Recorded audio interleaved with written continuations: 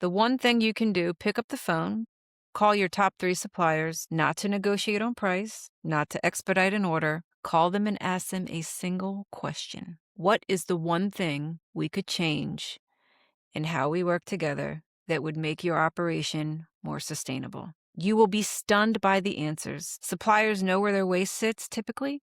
They know where their carbon hides. They know where the friction sits, and they have likely been waiting for you to ask. And that one conversation multiplied across a portfolio is how transformation actually happens. Not through a framework, not through a lot of the disclosure, right?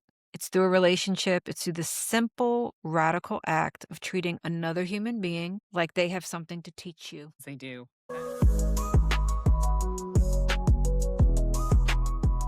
Welcome, Sheri. We are so excited to have you on the podcast today. This has been, you've been one of those guests that's been on our wish list for a long time, the supply chain queen. So I'm so excited to have you. Thank you. It's a pleasure to join, and I'm so glad that we have this convening of girl power virtually.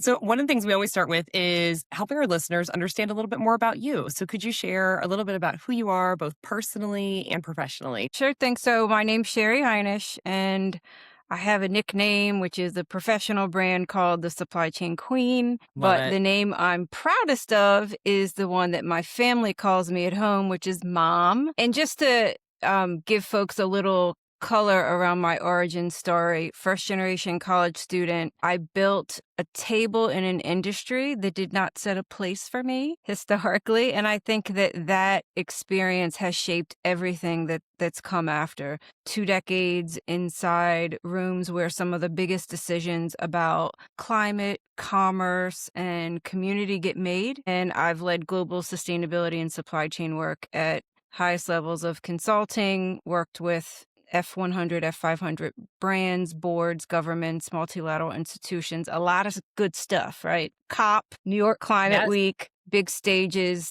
I also host a podcast called Supply Chain Revolution, which is now in its 3rd season. We've been going for 6 years, and teach graduate students at a lot of universities that, frankly, I dreamed of walking into one day. But I don't think that those things are necessarily the headline. The headline is, I'm still a girl who learned growing up that things are scarce. I grew up very poor. I learned that strategy is something that's accessible for all of us, given the right context and access. And I carry a lot of that into every room I stand in now. And I do this work, and I'm sure you ladies can relate, for the world that we will one day be leaving behind, but also all the girls, all the underrepresented folks who are listening and who also have that dream in their heart to change the world. That's amazing. I know, Sheri, I love this. One of the things you have talked about is how supply chains can change the world. And that has been so inspiring. It's like one of the reasons I started following you so many years ago, because I hadn't heard anybody talk about supply chain like that before. Yeah, And it's true. I mean, we're going to get into it, right? Yeah. yeah.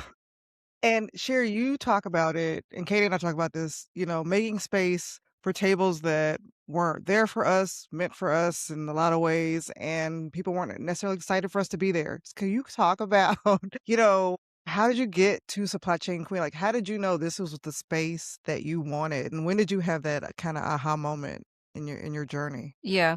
It's interesting because, believe it or not, no one in my family worked in a supply chain. I have a cousin through marriage and soon to be a niece-in-law. So like no one growing up, I don't even think I knew what a supply chain was until I was in my 20s. And it was just by happenstance that I stumbled into supply chain. It wasn't like this big plan that I had, but it was something that really clicked with me. And I started to realize that like everything I cared about, becoming a mother, that's why I anchored in that. So think about like a child's first medicine or food on the family table, water that runs through a tap. All of these things are decided inside a supply chain long before they reach any of us. And, I always start with, if I'm talking to a big audience that might not understand the interconnection between sustainability, supply chain, and communities, that, everything from the phone in your hand to the cup of coffee or tea that you drink in the morning has a story of its own making. And when you think about the fact that 40% of the world works in a supply chain and like all the things, we all participate in a supply chain. Yeah. All the things come through a supply chain, like the possibilities for transformation are endless. So it was that clarity where I said supply chain is really the operating system of civilization. Mm, You see things through the work that we lead, especially once you start to go into communities that are underserved and you start to get into a lot of the more sustainability themed transformations, in order to bend the curve on climate, make an impact in equity, human dignity, it really sits inside a lot of these networks. So I think that was early on, it was like, wow, I can do what God put me here on earth to do and use my talents to really make a difference. And that was a calling. It wasn't just a job in supply chain. So that's when it clicked for me. I think becoming a mother almost 17 years ago, that was when I started infusing more sustainability, innovation, emerging innovation into wanting to make an impact and accelerate a lot of those responsible outcomes. love that. That was a So lot. it's okay. Here you travel all over the world. You're in the airport. Someone's like, "What do you do for" like, how do you describe to strangers, kinda what do you do for a living? Yeah.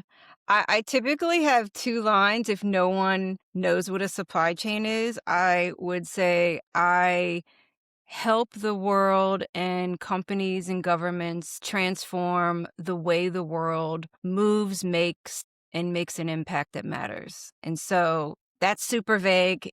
It's a super vague answer, but just to like, I say supply chains decide who eats, heals, who has clean Hmm. water, and who gets left behind. And I help the people who run them, fund them, study them, and dream of better ones to make choices that honor every life on the other end. I love this so much. It's all about, like, feels like higher purpose work. And I think sometimes when you're just trying to get that case out the door, we've got a Yeah. quarterly number to hit, you can kind of, I think, lose sight of you're actually delivering something for someone out there and what that may mean to them and how you do it can impact so many other communities. I mean, absolutely. It's also a bridge. I think about purpose, and purpose, legacy, responsibility. These are really big words, but they're words that evoke a very emotional response. Mm.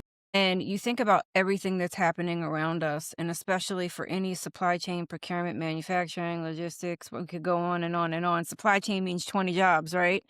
But we're living through what feels like constant chaos and uncertainty. And so that purpose and really anchoring to like, why the hell do I wake up every morning? Like, why Yeah. am I doing this job? It's a bridge. It's a bridge for like so many things that can connect the seemingly small decisions that you make Yeah, in your daily role to real impact in supply chain. Anyone in supply chain right now, like this is your moment. I mean, we don't have to elaborate on it. And I'm sure you ladies, I've listened to your podcast and you've had some brilliant guests. And so, if this is your first time picking up this Supply Chain podcast, or if you haven't heard of the Supply Chain Revolution podcast, like, we get into it. And so purpose matters, intention matters, and it's a way to like your glass is full. It's not yeah, half Mhm. full. It's It's full when full. you understand like that yeah. purpose and intention shows up in your daily work. The thing that gives me hope and that I am super inspired by, I was telling Katie, I was moderating an AI panel and we had a young lady from college and her biggest thing outside of everything else was AI's impact on the world, the environment, and like that was something. And I was like, wow, that was so insightful at 19 that I don't think I had that, that level of passion Yeah. for it. And I think your point is so true. And I think I see it, Katie and I see it as even in the manufacturing plants, for even people that have been there for decades, they want a purpose. They want more than we're just getting this thing out. And I think your message is so good for people coming out of school. I think they feel like corporate can feel like there is no purpose, and I think bringing Yeah. it back to you can do a supply chain job, all these things and we try to highlight that to say it isn't all Yeah. no, there are places that it can feel and times about getting that out, getting the, shareholders, et cetera, but you can take what you love, make good money at it, which is another thing people will, Mhm. and still Yeah. live your purpose and like it doesn't have to feel soulless or feel like I'm just doing this to make money, and I think that's what young people they do want that now, more Yeah. than I think for me, my parents were like, "Get a job and make money." Like, nobody cares what you are passionate about. Yeah. So When I was growing up, it was like, mhm, good government job. And it's like now, well, it's important to give back and be of service, but you can do that in other ways. mhm. But you can also work with governments, which I've had the pleasure of doing and working with the United Nations. And like, Yes. it's Oh, incredible, right? yeah. Being in those rooms. And when you see, I think the other thing too is how decisions are made, but who's making those decisions. Mm, Yeah. We can mm, do better. We mm. can do better. And it was interesting. I forget what event I was at, but someone asked me, like, "What was the moment where like, there was a real inflection point?" And I think I mean, there have been so many moments, but the one gosh, I don't wanna if I say it, someone can Google it, and they're gonna know who I'm talking about. So that's the downside of all this, but let me just try and talk around it, but give you the right context. It was a very large stage. It was a keynote at one of the biggest world conferences on like climate and sustainability. And there were some pretty important CEOs, CSOs there. And I will never forget, they were kind of mean to me when we were doing like the thing before we go on stage because I appeared to be a lot younger than them and I was dressed differently. I was dressed kind of modern and I progressive and love it, by edgy. the way. Thank you. Thank you. And we get on stage and oh my gosh. I mean, this is a pretty big crowd, right? And this is in Egypt. There's a clue. And the question was it was Sustainable Agriculture Day. There's another clue. And so these are big questions. Yeah. And the president is sitting in the front row. And it was a moment where it started with the CSO of one of the largest CPG companies. And it was all around this, what's the future of agriculture? How does technology help or hurt? Similar to what you said about AI, Courtney, earlier. And they're just going one by one. And they're just like, either they have speaking points that were prepped by the comms team or they're reading from their iPad, which isn't uncommon. We know that. You have like speaking points, but it's like, this is your moment to take in the room, listen to what your fellow panelists have said, breathe in the first week of this very important event, and like speak what's on your heart. And like, this Mm. is a privilege to be here. And so at that moment, when it came to me, I'm getting goosebumps talking about it. I'm trying not to get emotional, but like as the great granddaughter of immigrant farmers, and like I could only dream of being on this stage. I was like, yo, really? They're just like just reading like the Charlie Brown Yeah. noise. And that's when I was like, you guys don't really know this off like the top of your head. Like you really don't Mm. understand these topics. And I felt in that moment like I finally deserved and earned the right to be at this table. And that was like a long time, a Yeah. really long time. So my message would be, you might not feel ready, but when you get in these rooms and you actually see what's there, you're ready, girl. You're You're ready. ready I'm the whole so You're time. glad ready. you said that, Sherry. I had someone ask me that recently, and Katie and I talk about this all the time, where they were like, "Wow, how are you so confident to, like, walk into these rooms?" And it's exactly that. I remember President Obama talked about this when he was like, "I'm in this, like, wherever." I still, like, listen to that soundbite to what you said about They're who's not making all the that. Yeah, he was like, "You That's look what he says, around." remember? Yeah. I mean, Katie and I both I'm sure you just said it, like, you look around and you're like, "I finally got here." And then you're And then like, you "What? You? It's like they picked you? Really? I got it." Like, I just think as women too, it's just like, especially when you've gotten waited so long to get there, and you're like, "I don't wanna mess it up. So I'm here. I don't wanna mess it up," and all these things, but then you get there and you're like, "Wow, it took me that long to get here." Some people, they just got here, don't know how, and then we're second guessing ourselves, and I'm like, "We're pretty damn Exactly. awesome," you Yeah. know? Mhm. Anyway, we're, It's like, it's way off about the question. access and getting it's okay, but I mean, Yeah. the access, I think that was one of the themes that we talked about 15 minutes ago, but that access is really important because if you're not exposed to those situations, and we're being very casual and we're talking about it casually right now, but access is important because without that conduit and without that exposure, you don't learn diplomacy. You don't learn how to carry yourself in those rooms. And it's not that you can't be your authentic self. You absolutely can. But you start to see that most likely the people that were in those rooms, a door was opened. And so when we get into systemic inequities, especially the glass ceiling, the wrong in corporate leadership, women are absolutely still being excluded, especially in supply chain. And I know Gartner puts out a study every year. It's getting worse. It's not getting better. Better, There's a yeah. new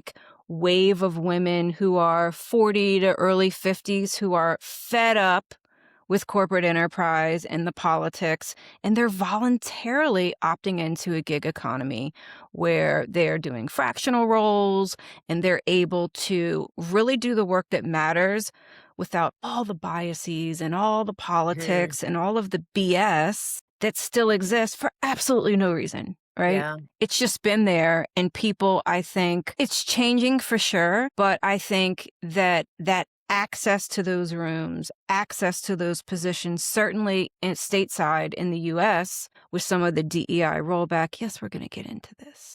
Yes, we are. It's changing. It's changing. We're stepping back. We're not necessarily moving forward. And that's why we need to scream and shout from the highest mountaintops and be door openers and Mhm. create that access with intention. Because if not, we're going back decades I in agree. I two and a love that half years. be a door Yeah. opener. Sherry, I have a question. How do you think we could do that better as female leaders in this industry? We have to do what we say we want. We actually have to create the type of networks. I mean, community, education, using whatever agency and power we have with intention. And it's hard, but you have to go the distance and really take a lot of what we didn't have and make it real for others. And it's not obviously the type of scale that we need is the magnitude that we need is huge, but I think it's possible. And I think it is happening. It's happening in its own way. Like a lot of the young women or young people that I've mentored, they are years ahead of me in terms of knowledge, Yeah. confidence, swagger. I mean, these kids, these young people, young leaders, they are incredible. They're like forces of nature. So that in itself and that influence and then showing up and leading from the front without necessarily the title, I think is super empowering and it gives me hope. But we need like 1,000 of those people times a million. I know. We're gonna keep it going. Okay. Okay, so we're going to switch over to sustainability. So this is truly this piece that I can hear your passion to every time you talk about this. And I love thinking about supply chain. You called it the operating system of civilization. Oftentimes people can think in supply chain, it's just about like, I don't know, like use less plastic maybe, or more recyclable packaging. And really we have a chance to be at the front line. You call it the front line of climate action. How do you define what's a truly regenerative supply chain? Like kind of help paint this picture of like what it could and maybe should look like. Yeah, it's a really important distinction because sustainability is doing less bad, but regeneration takes us into an entirely new paradigm of not just reducing harm, but producing measurable net positive value for people, planet, and places. And I think that regeneration will ask a deeper, more honest question. Maybe that is super uncomfortable for people, but it's how do we design systems, goods, services that leave ecosystems and communities healthier than we found them? And right now, we're living through an age of disruption. And I think the last decade of our lives, or my life at least, the answer has always been resilience. Like Suez, Strait of Hormuz right now, it's always like, you need a more resilient supply chain or you need a more resilient business. And it's not that resilience is a bad answer, but it's incomplete because it's built on a premise. Supply chains have operated from lowest cost, speed, scale in linear systems. And linear systems are fragile, they're extractive, and they are actually creating a lot of the chaos that supply chain folk live through day in and day out. So resilience is an incomplete answer. It's not that it's incorrect, but when you think about this through a regenerative lens, things change. And in practical terms, that means soil is richer, not poorer. And, you'll hear a lot about circularity and circular economy. And like the next wave of this is soil to soil regeneration. Communities that are wealthier, not extracted, materials that loop, that don't landfill. And you think about nature as a key stakeholder sitting at the center and having a seat at the board, because nature is the silent guarantor of all capital. Our supply chains, they exist in nature. They flow through communities. We know about how weather and climate and all the things around us, any of those disruptions in one single second can completely disrupt your operations. Yeah. And so if we start to treat biodiversity, water, and then human dignity as a design parameter, not as an externality, it changes. The work, it operationalizes the architecture that we really should be focusing on, which is value creation inside enterprise systems that were never designed to think this way. And so, to your point, Courtney, like when I say supply chains are the front lines of climate action, I mean that literally. Like the decisions that are made in sourcing rooms, in network design, in supplier contracts, all of this bundled together, it determines whether we get a livable future. And that's sacred work that's disguised as like logistics and procurement and like all the functions that supply chain folks lead right now. And so you one of the things that, and I feel this, I think, when we think about scope 3. So most supply chain emissions, often over 90%, happen in what we say is scope 3. So suppliers of our suppliers. And as a former leader at IBM and EY, what's the first step a company should take to get visibility in a space that we don't technically own, but we end up usually technically getting Mhm. involved deeply to help solve? Yeah. What is your take on that? This is a provocative question, and I realize that there are a lot of organizations that are resetting and rethinking Scope 3, and then the entire paradigm of frameworks used to measure, report, and disclose. So before step 1, Mm. step 0. That step is called humility. And I think most companies start with like a spreadsheet and some spin based estimate, and they call it a baseline. And that's not real visibility to me. That's an approximation. It will not survive contact with a regulator, an investor, or the reality of climate and all the things that we've talked about. I think that true scope 3 visibility begins with 3 moves. Maybe the first move is design, because it's something that we don't step back and rethink. We have to step back and rethink instead of driving on this like iterative continuous improvement in a bad system leads to less bad decisions. Mm. And I came up through advanced manufacturing as well. And I'll never forget when I was in black belt training and the sensei said, the continuous improvement of the candle did not result in the invention of the light bulb. And so when people start baselining and looking at some of the stuff I'm going to get into, they come through this of an angle of continuous improvement. And that is, it can be reductive, it can be adequate, but not extraordinary, which is what we need, right? If it's truly a crisis, we need creative, innovative, extraordinary thinking. But if you had 3 things, let's go back to the question. First thing you have to do is you have to map your value chain. And that's hard. Like you ladies know, like going beyond tier 2 is difficult. It can feel like a web of assumptions for some of us who have actually done the work. But if you start with materiality, and those are the things that are highest risk, highest impact, not org charts, I think that that's a great step. Find categories where carbon, water, biodiversity, and human rights risk actually sit, which could be a small number of suppliers carrying a disproportionate share of impact. The second step would be investing in primary data partnerships with those suppliers. So primary data, it's not spin-based analytics, and those can be very misleading for a lot of companies. That means you have to co-invest. It means you have to build capacity, educate, really be invested in their outcomes. Shared platforms are important, and there's a technology angle to some of this, which is going to be your third step, but also joint targets. So when you think about how does it show up in a classic like supply chain organization, they're included in strategic negotiations. There might be gain share, you're co-investing in getting their digital literacy and technology up to par so they can meaningfully participate in IBP and SNOP, because you can't decarbonize a relationship that you only manage through a purchase order. Mm. And then the third thing, I mentioned technology thoughtfully.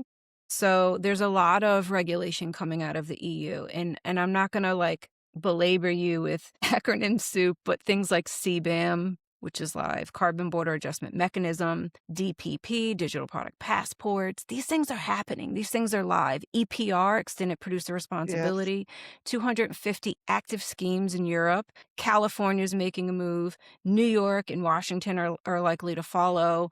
So technology is important. Why?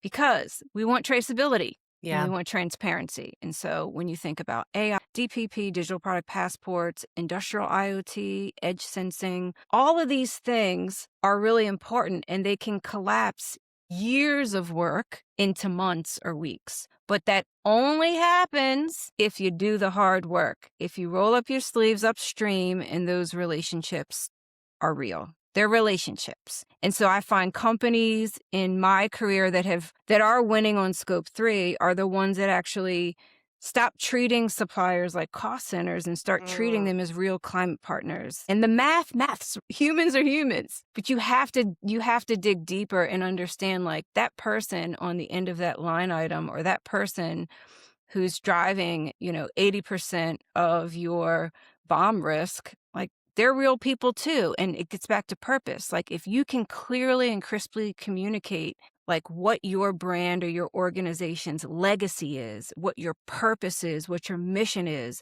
people get involved. mm. Mhm. They want to do good. And I think that that's at the heart of real scope 3 transformation, like humility. We all are still learning, no matter how smart we think we are. And it's very human. That transformation is very human. Okay, I have a follow-up for a friend, not that I'm dealing with this, but is it are we overcomplicating it? Because it can feel like a following yourself. It can feel much more complicated and a lot of barriers get thrown up as it's we always say in like human safety, make the right thing the easy way to do, but for some reason in sustainability, it feels harder. And I don't know if it's just Yeah, where we are in the journey and, maturity, but it can feel like gosh, there's all these, like, between the regulations and, like, every country, in Europe, like, trying to actually implement it and execute it in a way that doesn't take 10 years can feel very daunting to figure out how to streamline it. So I was just wondering from your perspective, are companies overcomplicating it, or is it just that complicated? And maybe that's sure. probably I yes. think they are.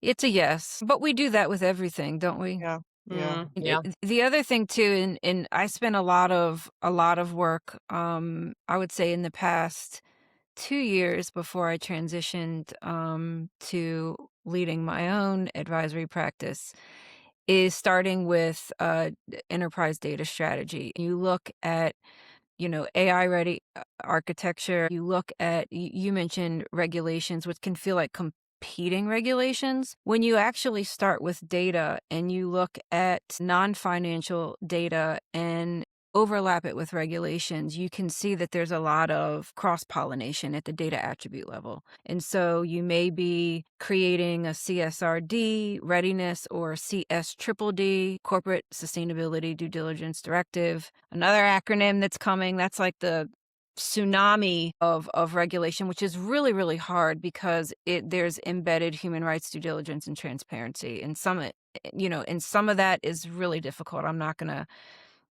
bullshit anyone listening and saying it's not hard. That is hard. Yeah.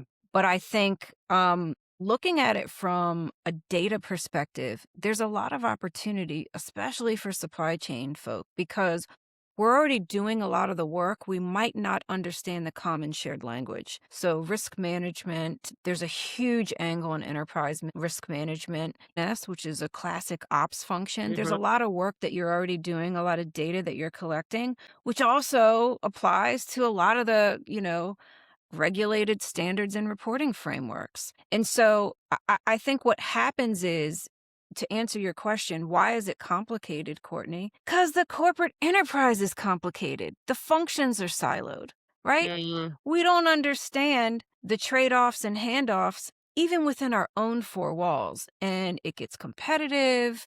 People don't have what I call three-person in a boat performance metrics, where I am my neighbor's keeper, right? My success is absolutely tied to my sister and brother across the organization. And so when you marry performance analytics, you'd be surprised what happened. I learned this early in my career in S&OP, where we had someone from finance, someone from operations, and someone from integrated purchasing and logistics sharing a KPI. So when 30-40% of your annual bonus is tied to making sure your neighbor and your friend in your company also succeeds, magical things happen.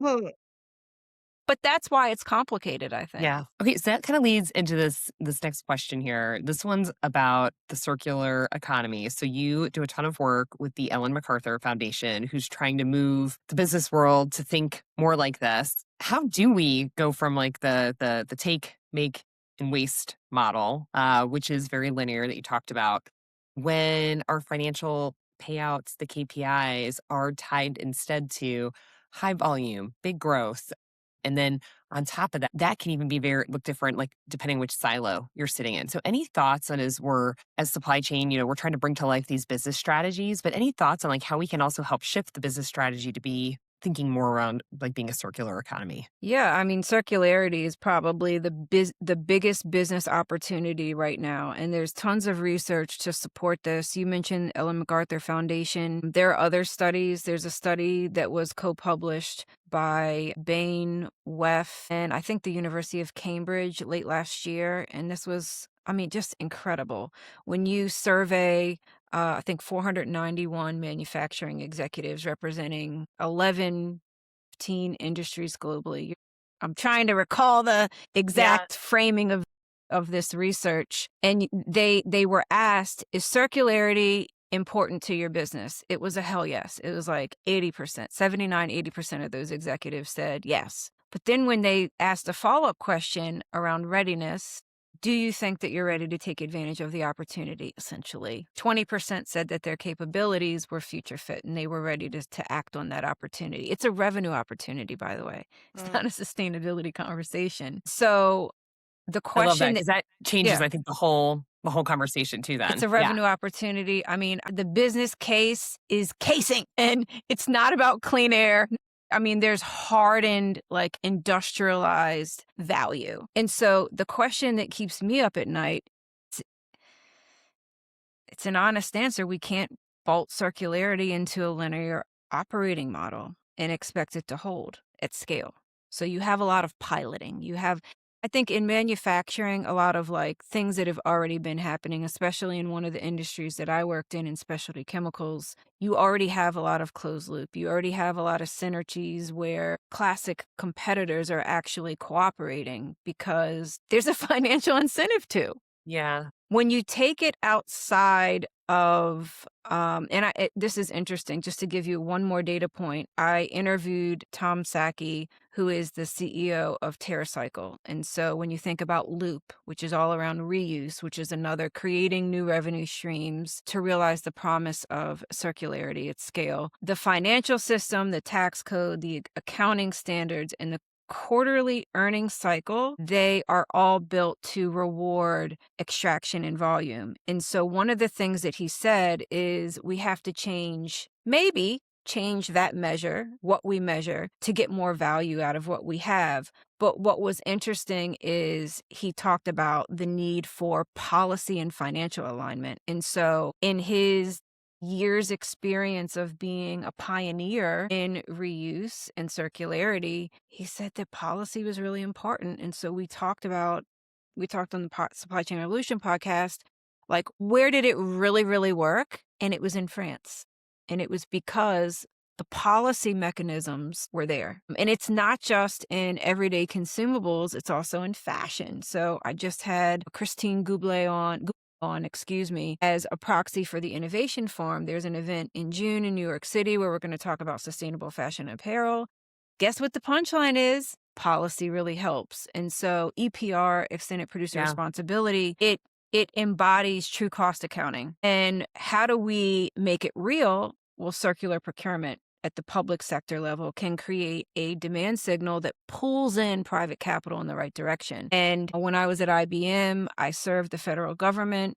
They were at that point, this stat may have changed, but they were the third largest procurement organization in the world. And so you think about pulling some of that, public sector spin and how you can make an impact. You are setting the standard, at least for that sort of exchange and how industry or private capital can respond. I think the other thing that often gets probably just mistaken is, how do you redefine value at the enterprise level? Mm, So embedding circularity metrics. So looking at utility, looking at material circularity, looking at product utilization rates, recovered value yield. These are all in the same dashboards as EBITDA and revenue.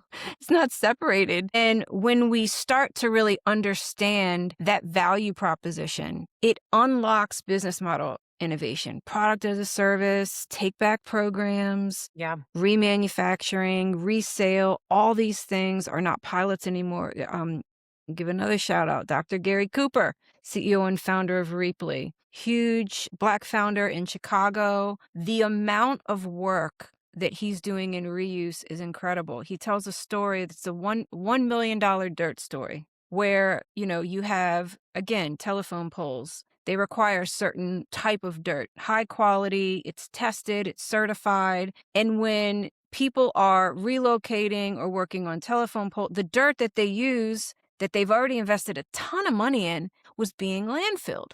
And he's like, how much money do you spend on this dirt? How much money does it take to move the dirt into a landfill? Ladies, it was like an absurd number. I don't even remember, but it's in the podcast. And then he's like, wait a minute. So how many of these projects right now are going on, like right now, that you can think of? And the guy was like, at least 30. So that was $1 million business case for dirt. Yeah. And so it's like, it's a lot. It's policy, it's measurement. The third thing I would say is collaboration system, where you can just connect people who want the same type of stuff that you're throwing away. It's Yeah. literally that simple. And so those I think are like a couple key points that I would just, plant the seed, because it's kind of like, to your original point, we make it complicated. That's like a story we've told ourselves. We wrote it. We can rewrite it. And guess what? The generation that is watching us right now is demanding we try. They're demanding that we try. So that's what I would say. Okay, so Sheri, we talked up a little bit about this, but I want to go a little deeper. So you are an expert in the intersection of AI and ESG. So from your perspective, can AI actually help us save the planet? Or on the other side of this, with the massive energy consumption of data centers, how does that how do we look at How do it we as a reconcile whole this? Yeah. with the trade-off? And the trade-off can be quite large as we think about, not just in the Yeah. sustainability, but I was listening to Katie knows I'm obsessed with this new AI podcast, just about all the things that it can go bad. But I think there's got to be good there. But what are your thoughts on specifically with ESG and AI? It's very complicated. Now, I have said that things are not complicated several times on this podcast. It's complicated. And the honest answer is it's a yes to both. And the tension is the whole point. So AI is simultaneously one of the most powerful tools we have for decarbonization, but it's also one of the fastest growing sources of energy demand on the planet. And I think that anyone that would pretend otherwise is intellectually dishonest. And this is a moment that we don't have room for dishonesty. On the upside, AI is already transforming demand forecasting, network optimization, materials discovery, especially in life sciences, which is incredible. That work is incredible. What's happening in materials discovery and medicine. I've seen tons of clients, and also I've worked with some startups in climate modeling and traceability that frankly, that sort of scale will not happen just alone with humans. You just can't match it. When you bring in AI, Gen AI, planetary intelligence, digital twinning, and quantum, the things that you're able to do blow your mind. The upside is that it's helping us find efficiency in places maybe where we didn't know how to look or didn't understand just because of the sheer volume of data inputs and compute that is available. On the downside, the compute and water footprint of some of the frontier models and the exponential tech that I just unpacked, that's real. It's accelerating. We turn on the television, they're actually trying to build a huge data center in my state where I'm sitting right now in Maryland. There's a lot of protesting happening right now. I think that the infrastructure of intelligence on top of the grid is still largely fossil fueled. And, one example that I have even in my own community is everyone wanted to buy a Tesla. Let's put Elon Musk's politics aside. This was many years ago, Electric vehicle. right? But okay, you have an EV, but you're still charging it. You need to look at the portfolio mix of your grid. So if you still have a grid that's largely being powered by fossil fuels, is your EV, are you really making a responsible decision? It could be, but it's complicated. It And is, that's it's why, complicated. and so a lot of at the board level, the leadership questions that I get asked is not whether to use AI, it's whether we're employing it with intention. And so I was super, super proud of the work that we were leading when I was at IBM around responsible compute. And so it involved transparent reporting on model emissions, citing data centers where clean energy is abundant. Think, site selection and making sure that you are being very honest about how you're investing in efficiency at the hardware level, but then Yeah. also the algorithmic layer, applying AI to problems that are actually going to move the needle rather than just doing stupid things like optimizing ad clicks, right? AI alone is not going to save the planet. And just to give you one more personal example, how this has influenced how I show up in my work. When Chat GPT was in early days, I was learning to prompt and I asked a very simple question. And I'm no longer a Chat GPT user, by the way. I stepped away because of values. And I said, how can we save the planet and decarbonize the planet? And the answer was eliminate all human beings. Thanks. And there was a whole spiel on why humans were bad for the planet. And Just I will having this never forget that because conversation. I was just having yeah, this. because and months later, I go back and ask the same question, and there was an answer that was more like, you need regeneration, you need net positive, because it was learning how I think. But, you need to put your faith in, and this is one of the things that I loved about IBM at the time, was that you had really good humans working on these topics. And the faith Mm, was in not necessarily solving the challenge of our time. It was investing in new collar hires, making sure that folks from underrepresented communities were stacking hands on the solutions that impact them. And that matters. It's intention, it's responsibility. AI is complicated. I do not have the answers. I'm always learning, and I realize that I'm speaking from a place of abundance. mm. And I don't wake up with some of the problems that I know other people do in the world, and I've seen it firsthand, and it's soul crushing to see how we already live in a time of energy inequity. And I don't know what's going to happen, but I hope that we use our chips and we show up at the voting polls, that we use the voice in our community, and use those community forums. If this is at the state level, I think we have more influence about making sure that we have humans deploying AI toward the right planetary outcomes. Yeah. And so use your voice, right? Use your chip use the rights that you've been given, and then also be mindful that, like, one decision that you make in your state affects everything around you. One decision, people think that data centers are hyper local. This is global, Yeah. super global. Yeah. The climate is everywhere, and we can forget that sometimes.